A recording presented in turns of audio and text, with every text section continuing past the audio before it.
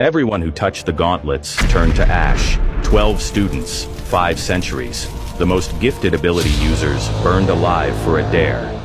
They say the gauntlets were crafted by an original vampire and sealed by a high priestess in the blood of 100 kings. Weapons that never forgot their true master. They were waiting for one of their own, a vampire, a species erased from the world, or so everyone thought. Quinn Talon knew the truth. In an academy built to hunt monsters, he was the last vampire alive. He just wasn't the best one. To supervillains like Rex, he was just a punching bag.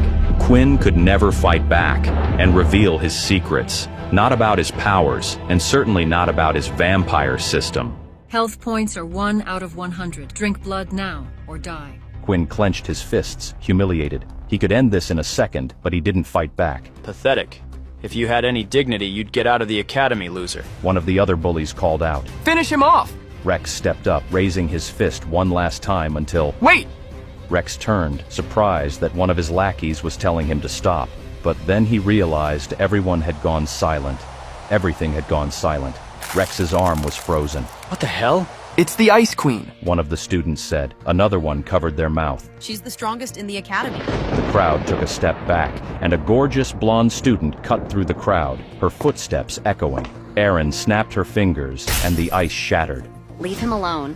Rex looked at Erin, then back down at Quinn. Stay out of it. Erin raised an eyebrow. I wasn't asking. Rex and the others held still for a moment. Then Rex broke out into a grin. Come on, guys, this loser isn't worth the time anyway.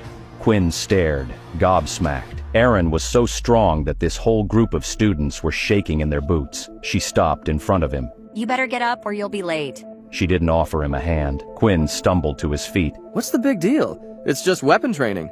Erin shook her head. It's not weapon training, it's weapon selection. And it's the most important day of your life. Come on. She started walking, her footsteps echoing in the still, silent courtyard. Quinn didn't follow her. She turned back to him. Come on. He jogged to catch up.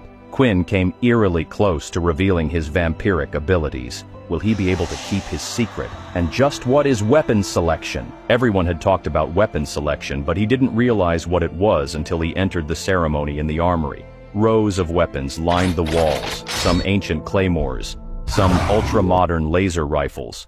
Whoa, this place is incredible. Erin nodded. And now, we get chosen. Quinn looked at her, confused. You mean we choose a weapon?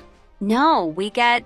Before she could finish, a voice erupted from the center of the armory. Students, this is no ordinary day. The speaker was a 7-foot-tall, broad-shouldered, rugged man in a military attire. I once stood in your very shoes, and for me, this was the first day of the rest of my life. The students murmured to one another. Now that's Master Leo. No way, Master Leo? Quinn studied the man, curious why everyone was so interested in him. He's a legend. Master Leo clapped his hands. Now, you may pick up a sword and think it's right for you, but if you don't know it's right for you, then it's wrong. Now, pick your weapon. Quinn looked at Erin. We do get to pick. Erin grinned at him. You'll see. What does that mean? That's all from me. I'm gonna change into my fighting gear now. Students were swinging blades, putting ammo into rifles, laughing at the power humming in their hands. Quinn surveyed the rows of weaponry, eyes finally landing on a sleek, curved blade. Let's see if you're the one. He grabbed the sword, lifting the blade until the blade shattered in his grip. Other students looked over at him, gasping. Quinn took a step back, embarrassed. Okay, definitely not for me. Ha! If it breaks, it was never yours to begin with. Quinn zeroed in on his next target, a spiked flail. He lifted it, and it felt shockingly light in his hands. Maybe this was his weapon. It should have weighed 1,000 pounds, but in his grip it felt effortless. Only he realized that the flail was floating toward the ceiling. It was weightless in his hands. Not that one either. And then he saw them. A pair of black gauntlets, wicked and jagged like dragon claws. Something deep inside of him stirred. The moment his fingers touched them, the world shifted. A chill ran down his spine. His system flickered to life. Bloodbound gauntlets acquired. Strength, +5, defense, +2, awakened beast weapon. Compatibility, 100%. Quinn didn't feel like he was handling some foreign weapon. He felt like he had found another piece of him, a piece that had been waiting for him. This wasn't just a weapon, this was his. As Quinn stared at the gauntlets with awe, Master Leo appeared over his shoulder. You've got an interesting eye, kid. You think those are for you? Quinn turned to see Leo's eyes flicking between Quinn and the gauntlets. Not many people choose gauntlets as their first weapon. Quinn frowned. Why not? Fighting up close requires no fear, no hesitation, but they're tough, relentless really. You have to match them, or they'll tear you apart. Master Leo's eyes narrowed. But more than that, these gauntlets in particular are special. The former owner wasn't exactly human.